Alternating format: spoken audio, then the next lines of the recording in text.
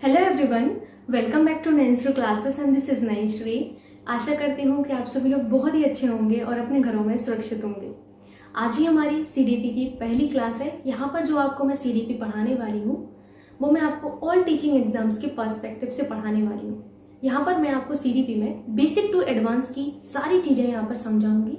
ऐसा एक भी टॉपिक नहीं होगा जो आपको समझ में ना आए, क्योंकि सीडीपी आपका बहुत ही ज़्यादा प्रैक्टिकल सब्जेक्ट है। आप सभी अपने आसपास एक बच्चे को ग्रो होता हुआ देखते हैं। बस अगर आपने एक बच्चे को ग्रो होता हुआ देखा है तो आपको सीडीपी आसानी से समझ में आ जाएगी।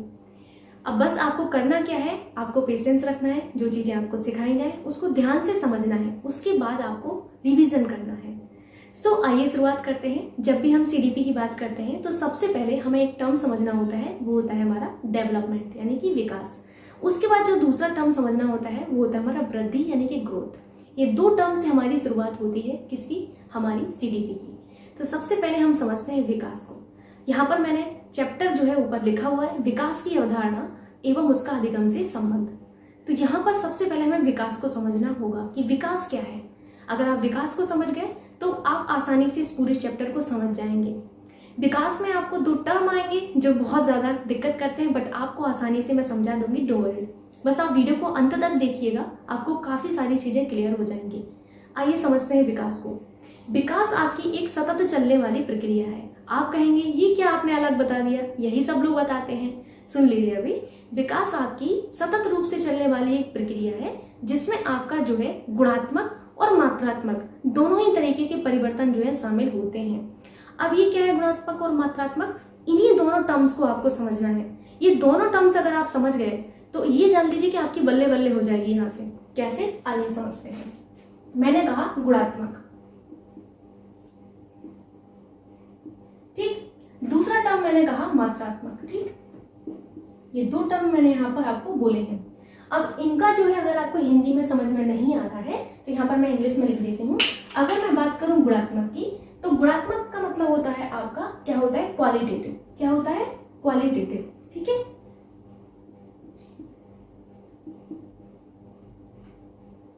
ठीक। और अगर मैं मात्रात्मक की बात करूं तो मात्रात्मक का मतलब क्या होता है आपका, क्वांटिटेटिव।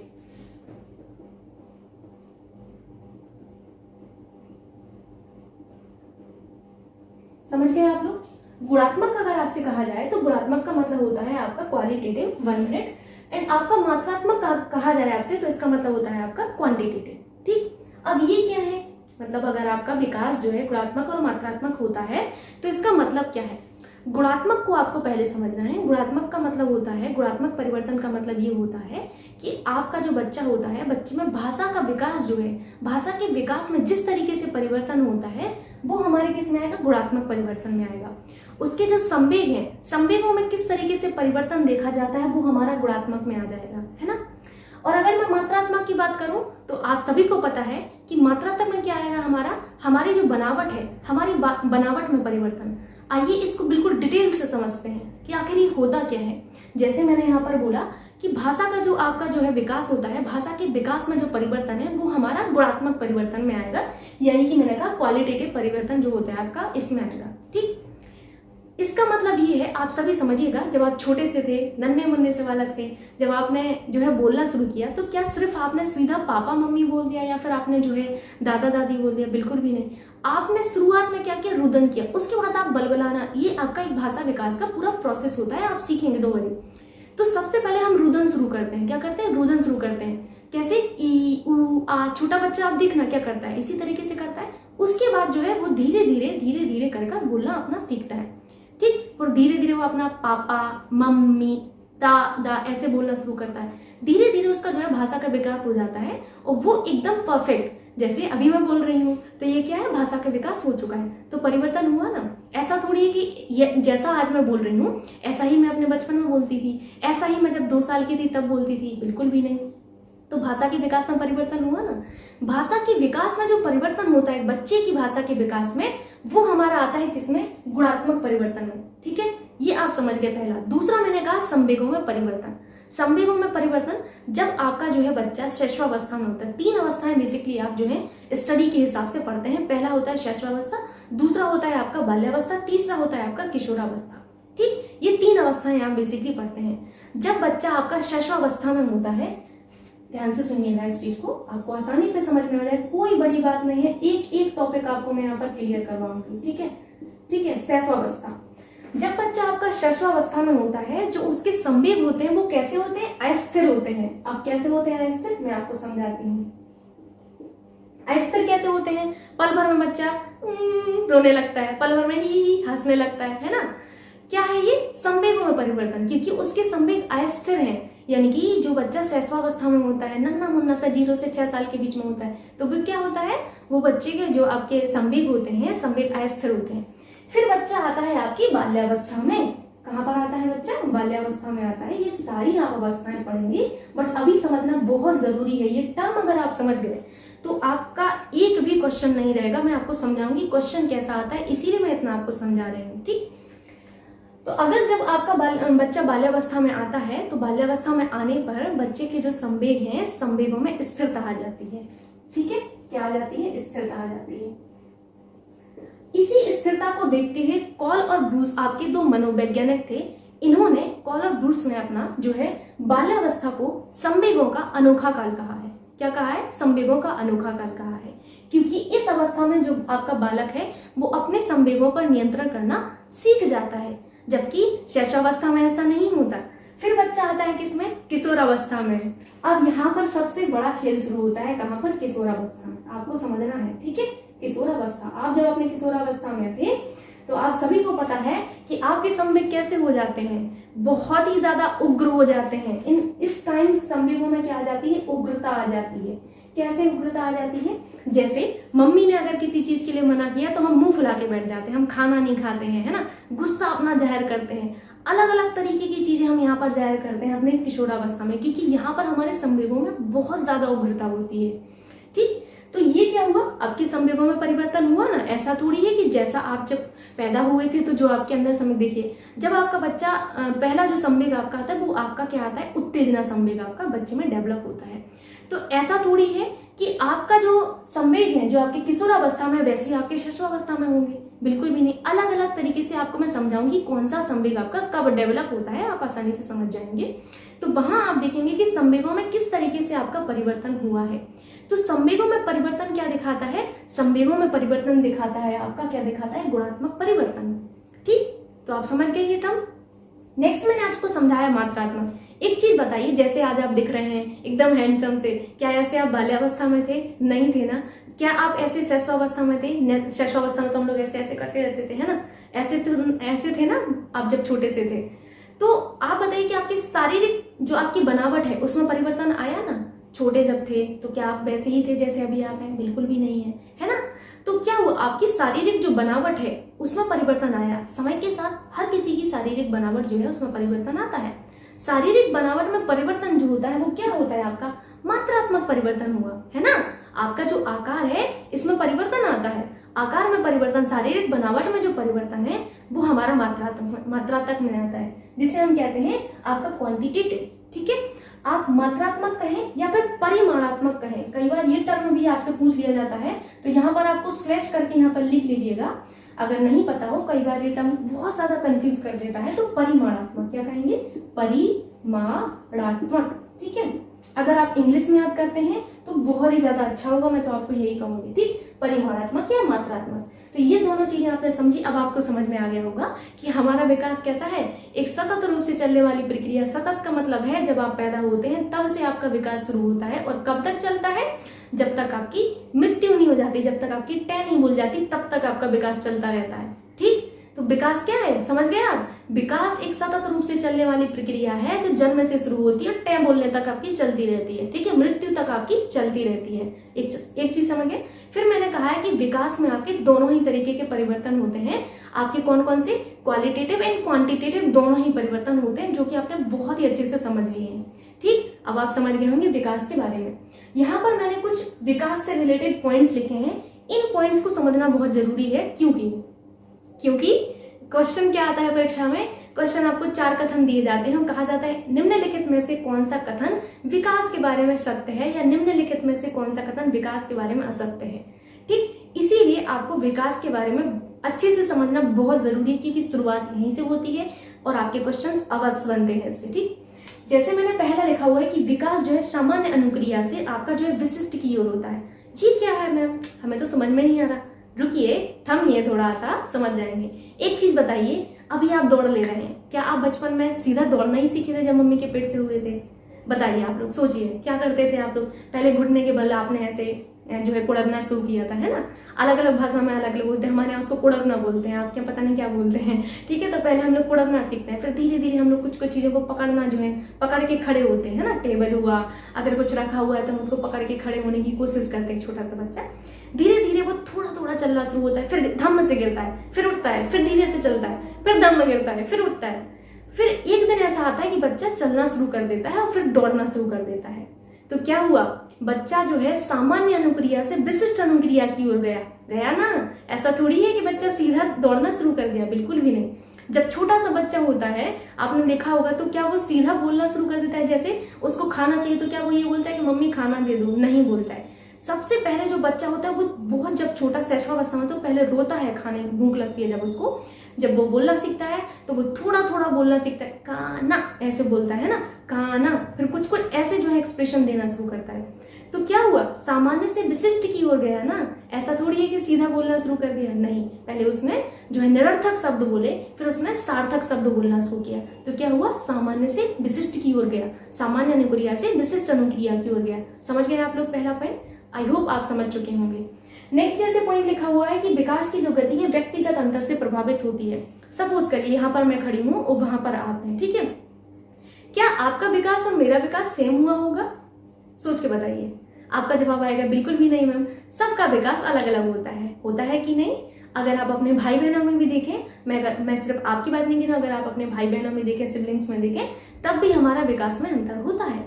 हमारा विकास हमारे भाई बहन के जैसा नहीं हुआ है, हमारे भाई बहन का विकास हमारे जैसा सेम टू सेम नहीं होता है। यानी कि विकास जो है, विकास में व्यक्तिगत अंतर होता है।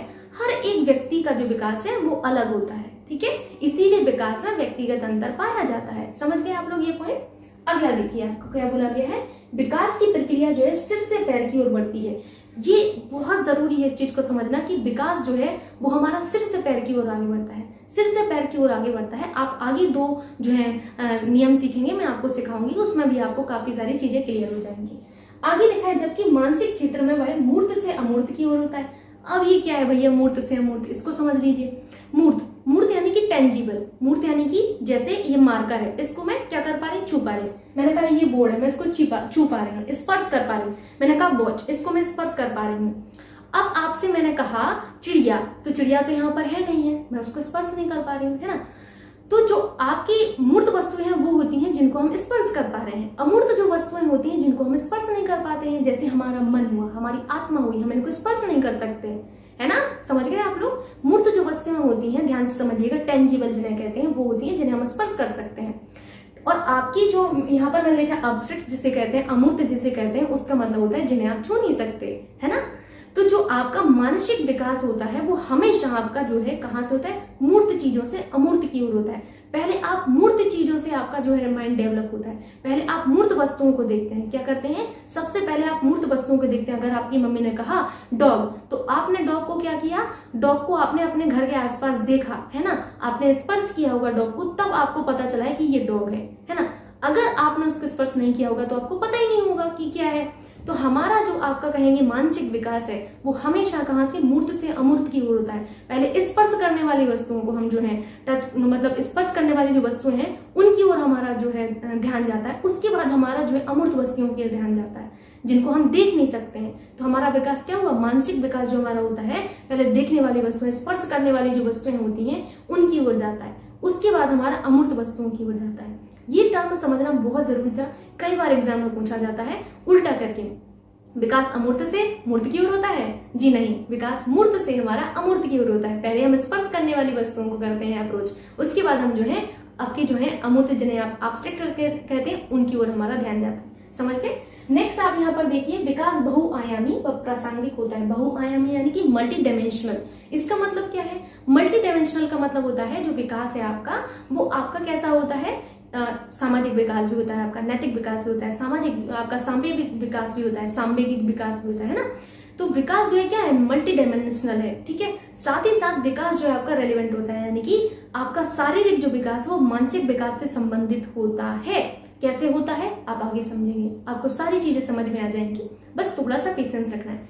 आपका जो सीडीपी है वो एक ऐसा सब्जेक्ट है जो आप अभी सीख रहे हैं, वो आपका अंत तक काम में आएगा। एक एक चीज आपकी जो है एक दूसरे से रिलेटेड है, ठीक। आप इसको बाइफरकेट नहीं कर सकते, इस चीज का ध्यान रखना है। तो कैसे मल्टी डायमेंशनल है ये आप सीख गए। अगला यहाँ पर मैंने लिखा हुआ है टर्म जो वृद्धि, इसको समझना है। ग्रोथ को कैसे समझेंगे, जैसे ग्रोथ क्या होती है, ग्रोथ आपकी मात्रात्मक होती है या परिमाणात्मक होती है। कैसे, जैसे आपका वजन है, आज आपका वजन 50 किलो है, फिर आपने अगले दिन मतलब हफ्ते बाद चेक किया तो आपने देखा 52 kg है, तो आपने अपने वजन को क्या किया, माप लिया। तो आपका जो वजन है ये क्या है, वृद्धि हुई है। तो वृद्धि जो है आप इसको क्या कहेंगे कि ये हमारी मात्रात्मक है। कैसी है, मात्रात्मक है या फिर परिमाणात्मक है, जिसे हम माप सकते हैं वृद्धि को। हमारी ऊंचाई जो है, आज मेरी ऊंचाई कितनी है, 5 फुट 4 इंच है, तो मैं इसको माप सकती हूँ। पहली मेरी ऊंचाई 5 फुट 2 इंच थी, तो मैं इसको माप सकती हूँ। आगे चल के हो सकता है थोड़ा बहुत अगर बढ़ती है तो मैं इसको क्या कर सकती हूँ, माप सकती हूँ। समझ गए। लेकिन विकास को आप माप नहीं सकते, विकास को सिर्फ ऑब्जर्व कर सकते हैं। अभी आपको समझ में आएगा, डोंट वरी, ठीक। तो आपको यहाँ पर ये चीज समझ में आ गई कि वृद्धि जो होती है, वृद्धि एक मात्रात्मक परिवर्तन होती है। कैसे होती है, क्योंकि वृद्धि जो है आप इसको माप सकते हैं। जैसे आपका जो है वजन में वृद्धि, आपकी ऊंचाई में वृद्धि, ये क्या है, आपका वृद्धि है। समझ गए आप लोग। अगला यहाँ पर आपको क्या समझना है कि वृद्धि व विकास में अंतर, ये आपसे एग्जाम में कई बार पूछ लिया जाता है। वृद्धि और विकास में अंतर कई बार आपसे पूछ लिया जाता है। तो देखिए मैं आपको यहाँ पर बताती हूँ, आपको आसानी से समझ में आ जाएगा, बस आप 1 मिनट दीजिए, ठीक।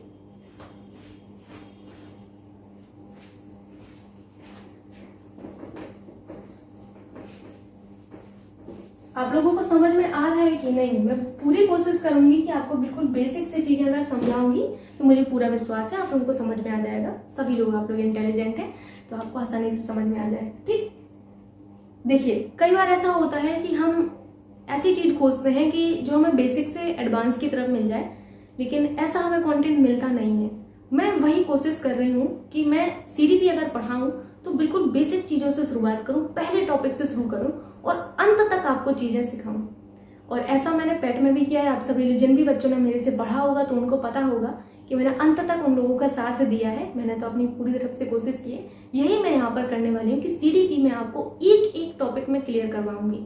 एक भी टॉपिक आपका ऐसा नहीं रहेगा जो मैं आपको ना पढ़ाऊं, ठीक। आइए देखते हैं विकास और वृद्धि में अगर अंतर देखा जाए। जैसे मैं यहाँ पर पहला जो टर्म लिखूंगी वो वृद्धि लिखूंगी, यानी कि ग्रोथ लिखूंगी, ठीक है। दूसरा यहाँ पर टर्म है आपका विकास, यानी कि डेवलपमेंट लिखूंगी, ठीक है। देखिए इसको, जैसे वृद्धि में आपको मैंने बताया कि वृद्धि आपका मात्रात्मक या परिमाणात्मक परिवर्तन होती है। क्या होती है, वृद्धि एक मात्रात्मक या परिमाणात्मक परिवर्तन होती है। तो पहला तो आप यही लिखेंगे कि मात्रात्मक, वृद्धि एक मात्रात्मक या क्या है, परिमाणात्मक परिवर्तन है, ठीक। मैं इसे शॉर्ट फॉर्म में लिख दे रही, आप अपनी कॉपी में पूरा लिखिएगा, मैं बोलती जा रही, ठीक है। मैंने कहा वृद्धि मात्रात्मक या परिमाणात्मक परिवर्तन दर्शाती है, ठीक है। अगर मैं विकास की बात करूं तो विकास में जो है आपके मात्रात्मक और गुणात्मक दोनों ही तरीके के परिवर्तन जो है आपके शामिल होते हैं, ठीक। क्या होता है इसमें, मात्रात्मक प्लस आपका गुणात्मक। मुझे यहाँ पर परिवर्तन लिखना चाहिए, मैं यहाँ पर लिख देती हूँ परिवर्तन।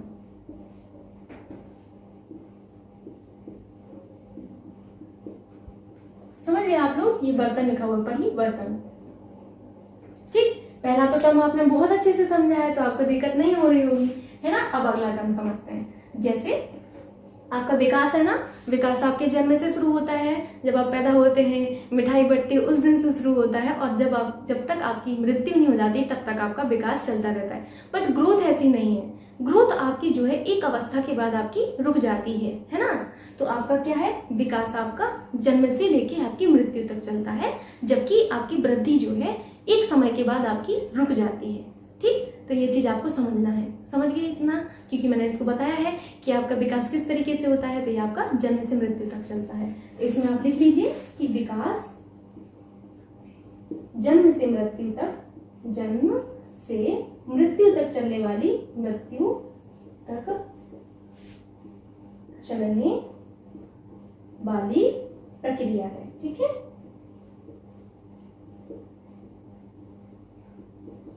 इतना लिख लेंगे आप लोग। विकास जन्म से मृत्यु तक चलने वाली प्रक्रिया है, जबकि मुझे यहाँ पर वृद्धि लिखना चाहिए। वृद्धि एक समय के बाद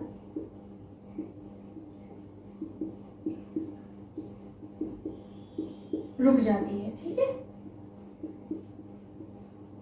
कैसे रुक जाती है? अच्छा एक चीज बताइए आप लोग, जैसे आपकी दादी 100 साल की हैं, तो क्या दादी की 100 साल की उम्र में भी ऊंचाई बढ़ रही होगी? नहीं, आप कहेंगे बिल्कुल भी नहीं, है ना। जैसे आप कहेंगे, अपनी ही देख लीजिए कि आप 2 साल पहले, जैसे मैंने अपना एग्जांपल बताया कि 5 फुट 2 इंच था, तो अभी मेरा क्या हो गया, 5 फुट 4 इंच हो गया। तो क्या हुआ, ये वृद्धि हुई। लेकिन क्या ये वृद्धि हमेशा चलेगी? जी नहीं। जितने भी वर्ष अब मैं जीऊंगी तो एक इतना छोटा सा अंतर आपको थोड़ा सा देखने को मिलेगा, बट अब वृद्धि आपकी नहीं होती है, वृद्धि आपकी रुक जाती है। ठीक, तो ये चीज आप समझ गए होंगे, वृद्धि आपकी हमेशा नहीं चलती, वृद्धि एक समय के बाद अपना रुक जाती है। जैसे ऊंचाई है, आप समझ सकते हैं ऊंचाई, क्या आपने देखा है कि बुढ़ापे तक ऊंचाई बढ़ रही है? नहीं ना। तो यही है आपको समझना। ठीक, दूसरा आपने यहाँ पर समझ लिया कि हमारा वृद्धि एक समय के बाद रुक जाती है, विकास जन्म से मृत्यु तक चलने वाली प्रक्रिया है। वृद्धि, वृद्धि जो है इसे आप माप सकते हैं, इसे आप नहीं, इसे मापा जा सकता है, लिखिएगा, इसे मापा जा सकता है। ठीक, क्या वृद्धि को मापा जा सकता है, जबकि विकास को हम लोग जो है क्या कर सकते हैं, केवल विकास का अवलोकन कर सकते हैं। अवलोकन यानी कि ऑब्जर्वेशन, हम सिर्फ ऑब्जर्व कर सकते हैं विकास को। ठीक, ऐसा कभी सुना है कि जो है हमारे संवेगों में 2 किलो की वृद्धि हुई? कभी नहीं सुना होगा, है ना। 2 किलो का विकास हुआ है, कभी नहीं सुना होगा। क्यों नहीं सुना है? क्योंकि वो संवेग हैं, है ना, जिन्हें आप देख नहीं सकते, जिन्हें आप माप नहीं सकते हैं। लेकिन आप अपनी जो ऊंचाई है, जो आपका वजन है, इसको आप माप सकते हैं आसानी से। ठीक, तो आप क्या कहेंगे, विकास को मापा नहीं जा सकता,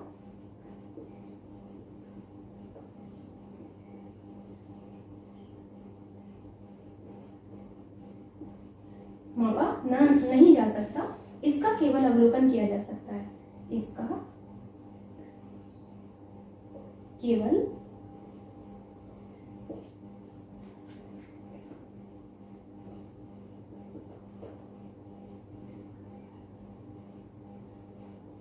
अवलोकन किया जा सकता है। ठीक है,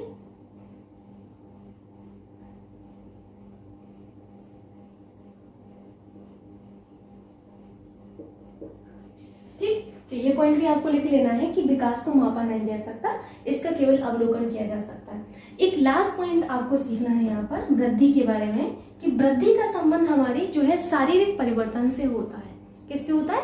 शारीरिक परिवर्तन से होता है। शरीर में जो परिवर्तन होते हैं वो हमारे वृद्धि को दर्शाते हैं। लेकिन विकास का परिवर्तन शारीरिक परिवर्तन के अलावा हमारे मानसिक परिवर्तन से भी होता है और व्यवहारिक परिवर्तन से भी होता है। ठीक है, तो इस चीज को आपको समझना था, आप समझ ही गए होंगे कि वृद्धि, यहाँ पर मैं अगर ना लिख पा रही हूँ, चलिए कोशिश करते हैं थोड़ा सा।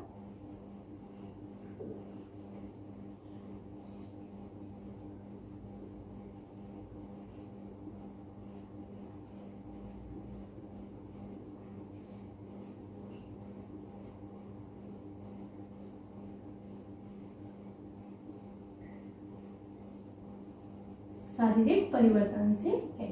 ठीक है, लिखेंगे अपना आप लोग। यहाँ पर आपको क्या लिखना है, यहाँ पर आपको लिखना है कि आपका जो है विकास का संबंध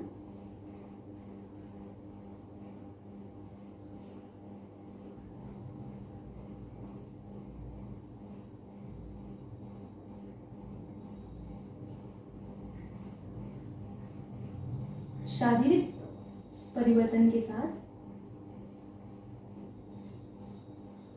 एक चीज आप लोगों ने नहीं बताई मुझे, यहाँ पर देखिए ये विकास जो है इसमें एक आपकी लाइन में से आप लोगों ने बताया नहीं है विकास इस तरीके से। ठीक, मैं अभी इसको देखी हूँ, बता दिया करिए आप लोग। ठीक है, और अगर कुछ भी ऐसा रहता है तो उसको ठीक कर लिया करिए। विकास का संबंध शारीरिक परिवर्तन के साथ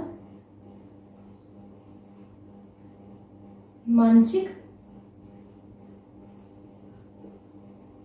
तथा किससे है? मानसिक तथा व्यवहारिक परिवर्तन से है।